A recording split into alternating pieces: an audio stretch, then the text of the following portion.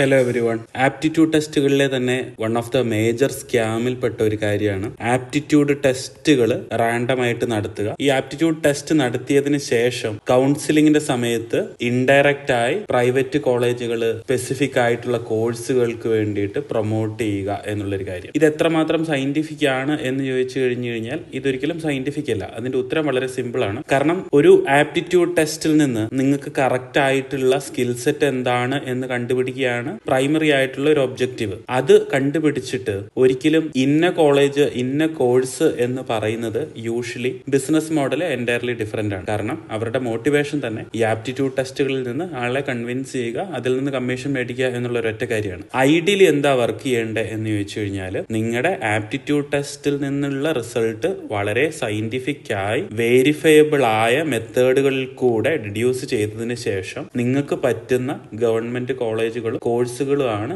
Usually suggest ചെയ്യേണ്ടത്.